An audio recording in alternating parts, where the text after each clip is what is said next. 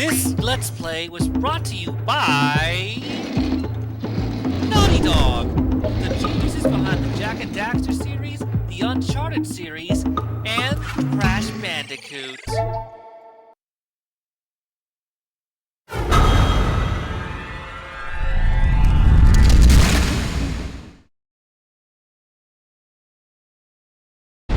You know, this place always kind of bummed me out as a kid, but maybe that's just because it looks so weird to me. How's it howlin', everybody? Wolf Prince Leon here, and welcome back to Let's Play Jak and Daxter and the Precursor Legacy.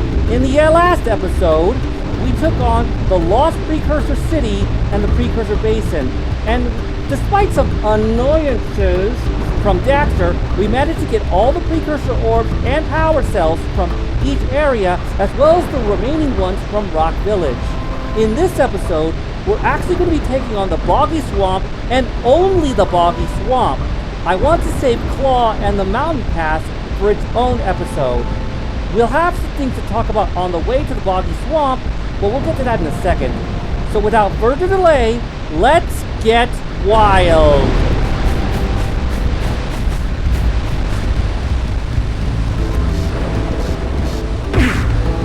What are you doing back here already? I can see from the balcony that the lurker dirigible is still floating above the swamp. You obviously haven't completed your task. Get moving! So, a couple of things we need to talk about right out of the gate. First of all, in light of what I realized was the load I was putting on myself initially, I'm actually going to be taking a break from Pokemon Legends Arceus. Not because I'm going to cancel it, but because I need a break, mainly because I have two very grind-heavy RPGs going on with Arceus and XD. So I'm going to focus on XD along with Jak and Daxter to try to unclog the pipe so that I can not burn out.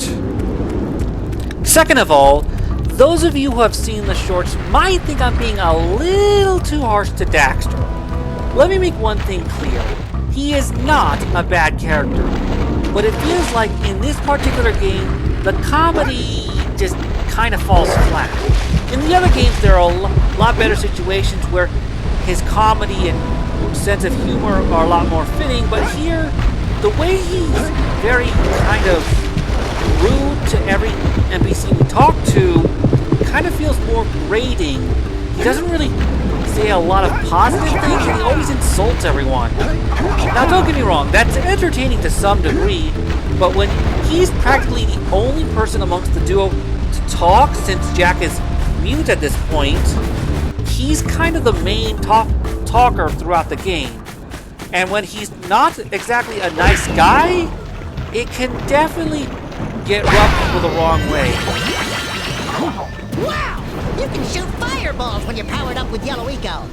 That's why I introduced the Shut Up Dax counter. Not because I hate him, but because this particular game has him being a lot more annoying than any other games. But I can assure you that the Shut Up Daxter counter will only be in this game. He gets a lot better, and while I might interrupt things to make a comment or two, I won't be doing the counter again. So, now that we're here in the Boggy Swamp, funny story, I accidentally found the end point for the level right when I was climbing up to get the Yellow Eco, and I accidentally went to the end. Go figure. And, well, you'll see what happens in a minute.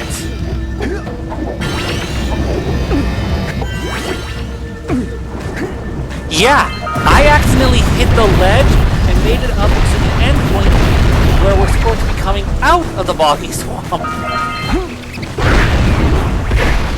Shoot those rat nests to stop the rats from coming out. And because I didn't have the Yellow Eco, I couldn't take care of the rat's nest I found there, and, well... I'm like, stretcher? And even if he's technically a good character, I'm still gonna get some kicks out of doing this counter. So once again, shut up, Dax. Seriously, you already used that one back on Misty Island. Get some variety. So, yeah, with that out of the way, let's talk about the boggy swamp. I'll admit, I kind of was like creeped out about this area as a kid, but even as an adult, it kind of got its charm. And as you probably figure, Yellow Eco is going to be a huge factor in this particular level. Almost every challenge requires Yellow Eco, from taking care of the nest, taking care of the big red birds, you can zap from a distance, to dealing with a lot of different enemies. Yellow Eco is your best friend here in the boggy swamp. Now then, as you probably already saw a moment ago, do not touch the tar-like substance that acts as the water in this particular level. It kind of like the electrified water in the ancient precursor city, it is instantly damaging to the touch. And unlike the electrified water, it does not turn off on intervals. It is dangerous to the touch right from the get-go.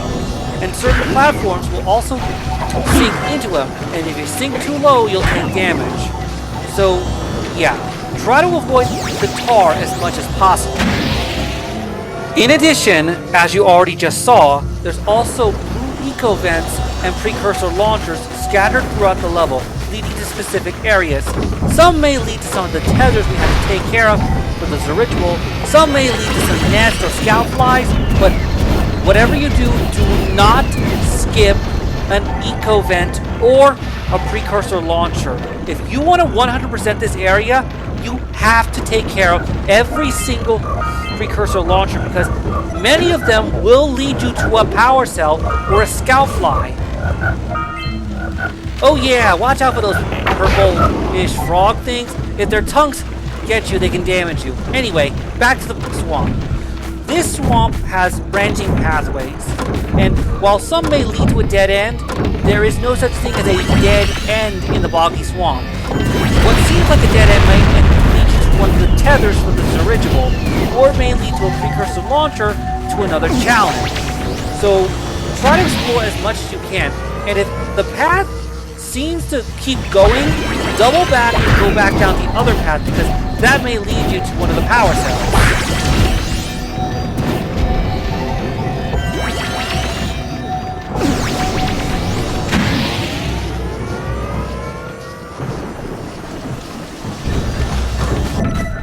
So here's an example of what I was talking about earlier. I went back to go to the other path, and it led to the first dirigible and power cell, as well as an annoyance. You may notice a platform that when one goes down, the other one goes up. There's some very annoying precursor orbs just floating there, and you have to use maximum height to get them. I died a few times trying to get one single precursor orb to the point where I actually had to get it off screen. But that's not really here nor there. But the point is, here's the first dirigible and the first power cell of the level.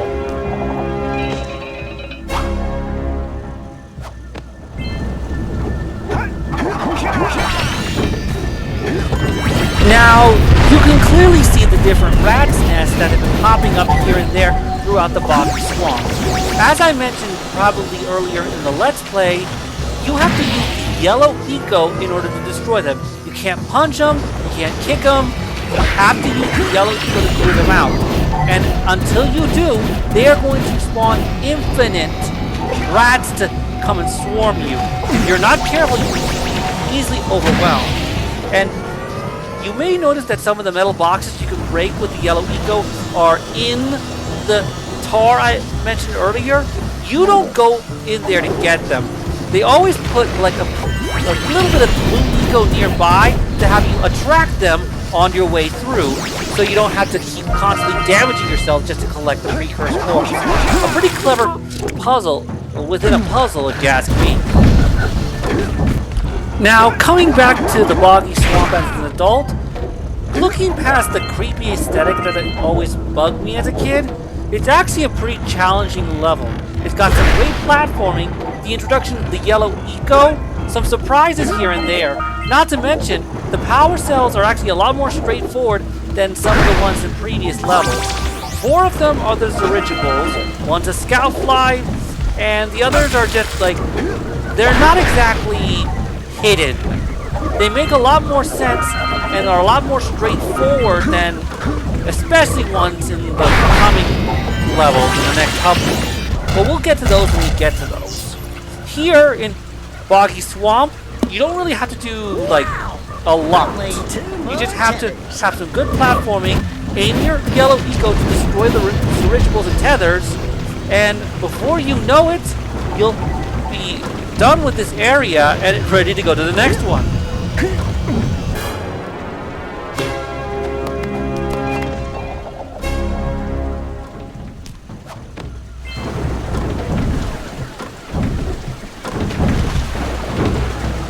Now, funnily enough, we already have 60 power cells. A little bit of a spoiler for later, but the next area is going to require 72 power cells. We were only supposed to get 45 power cells here in this hub area and the levels connected to it. But me being me, I decided I'm not coming back. I want to collect every power cell, every precursor orb, every scout fly, and just so I don't have to backtrack to do anything. So that when we get to the final boss and the final challenge, I don't have to go anywhere. I get to enjoy a cutscene that I never got to enjoy as a kid because I never had all the power cells needed. So I'm putting in the work now to get the precursor orbs and power cells now rather than having to come back for them later, which is going to be a little annoying when we get to a level just a little up ahead in the third hub area. But again, we'll get to that when we get to it. And when we get to it, it's going to be annoying. Probably going to have to do some editing on that one. Anyway, back to the swamp. Here we have another ambush scenario, similar to the one we had on Mystic Island. But unlike the one on Mystic Island, the enemies are a lot more manageable, not only because they avoid the bone-armored ones that require 2 hits, but here we have the yellow eco, which helps you keep a distance from these enemies so they don't really get too close and you risk taking too much damage. So no lightning round on this one. In fact, honestly, so far, I've only had to use the counter once. Dax is a lot more tolerable in this particular level. Maybe it's because his quips are straightforward, or we haven't gotten to the other guy yet, but anyway.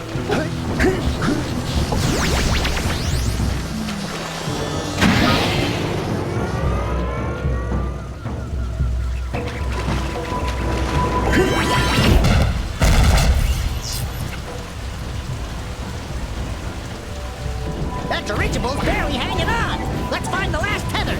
Come to think of it, yeah! Daxter's lines in this particular level aren't exactly condescending or snarky or sarcastic. He's kind of stating the obvious, but it's in a good way. But then again, we haven't gotten to the one NPC that pops up in this area. And he is arguably more annoying than Daxter is. So, yeah. Spoiler alerts, we're gonna come up to a character that even as a kid made my skin crawl. Not because he's a bad character, but because, well, he's kind of annoying in his own way. His voice, his choice of words, his quips, they don't exactly mesh well. Not to mention the challenge he does is kind of different. And I don't mean in a good way. I remembered failing his challenge way too many times as a kid. So I've not exactly been looking forward to doing his challenge or dealing with him again. Oh boy.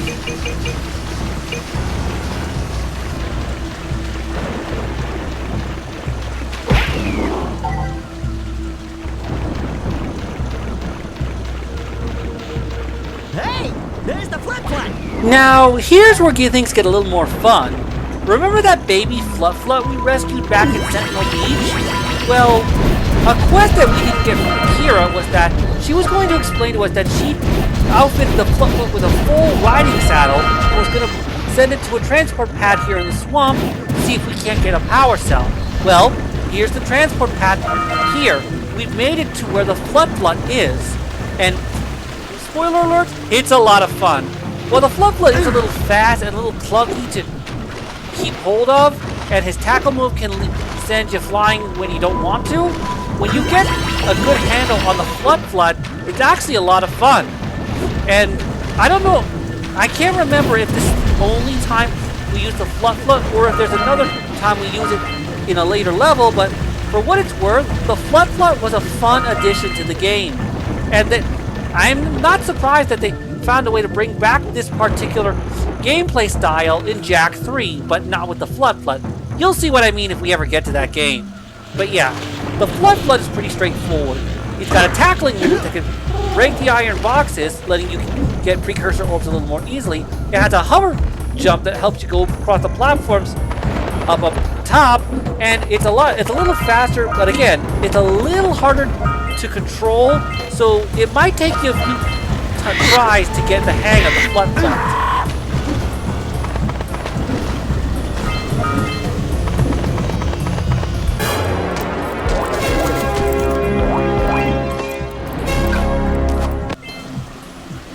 Good work!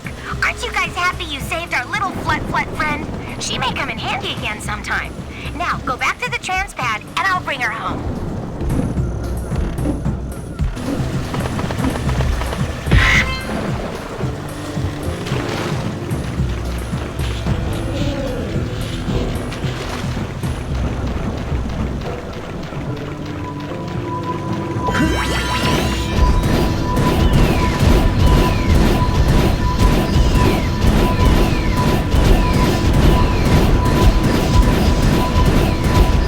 Oh boy, here we go!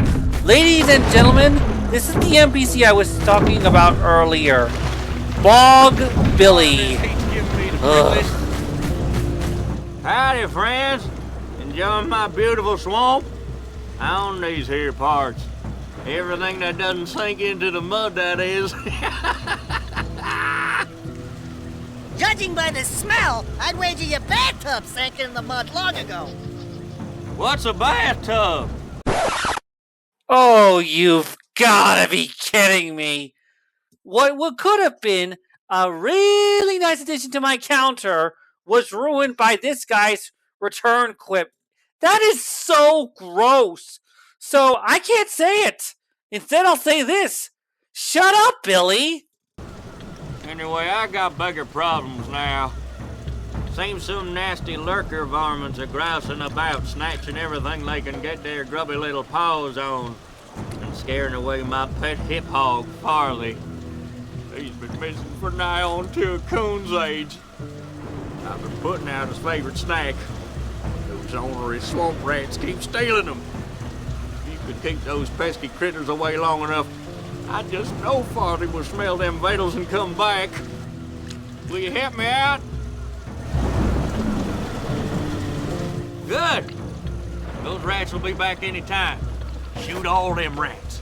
Keep them from eating at least one of them snacks. And here comes my least favorite challenge of the Boggy Swamp. You have Yellow Eco, and you're now on your top-down aiming menu, or rather hub. Yeah, this essentially turns into a shooting minigame. You have to shoot all the rats and keep them from getting the snacks. Now, growing up, this was a nightmare for me. No matter how hard I worked, I was never fast enough, and they always seemed to get one of those snacks. I always failed the challenge, because unlike when you have adult reflexes, when you're a kid, you're not always paying attention to everything. You have to keep an eye out on both sides of the area and shoot every rat you can find. The Yellow Eagle can park around the pillars, but that can also make it miss. So one ill-aimed Yellow Eco Blast could miss and cost the whole challenge.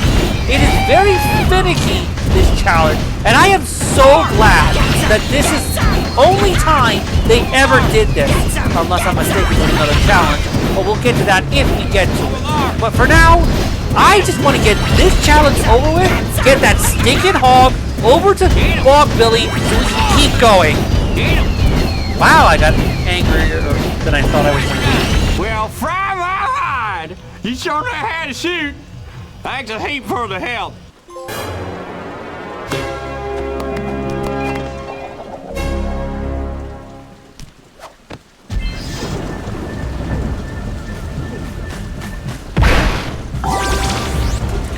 Now, as we come to the last few power cells of this area, let me just say this.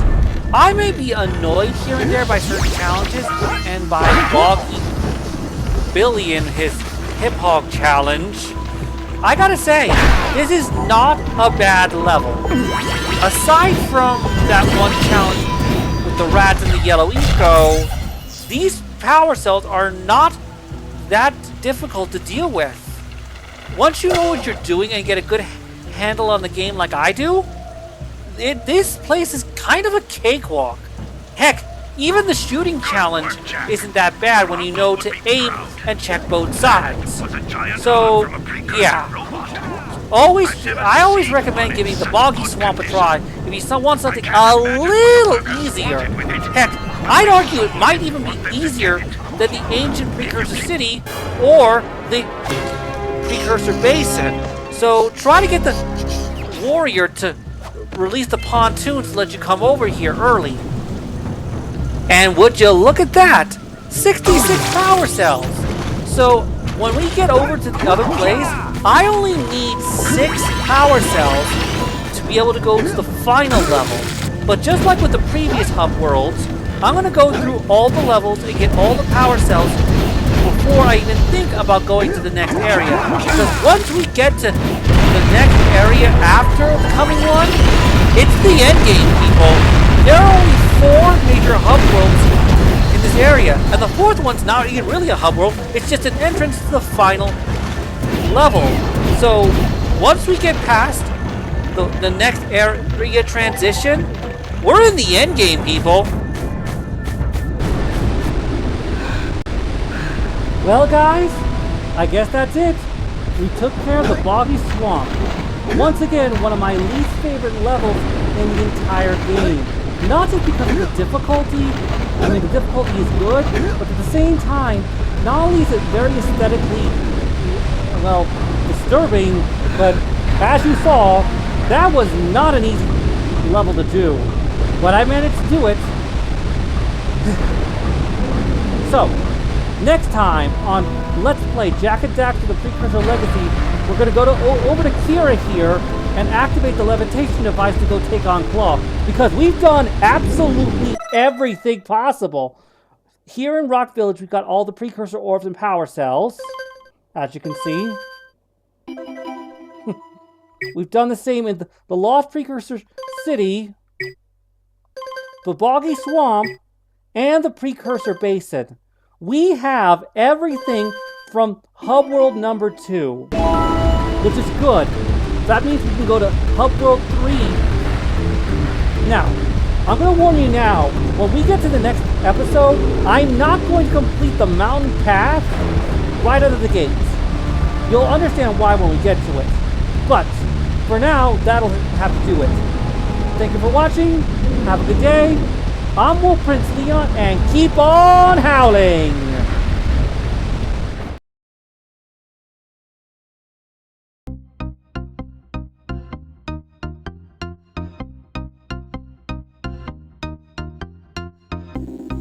Thank you again for watching my latest video. If you liked this video, please be sure to like, comment, subscribe, ring that bell for notifications, and be sure to share this video with others so that they can enjoy it too. Be sure to check out the other videos on my channel. There's plenty to go around. Thank you for watching. Have a great day. I'm Wolf Prince Leon, and keep on howling. See you next time.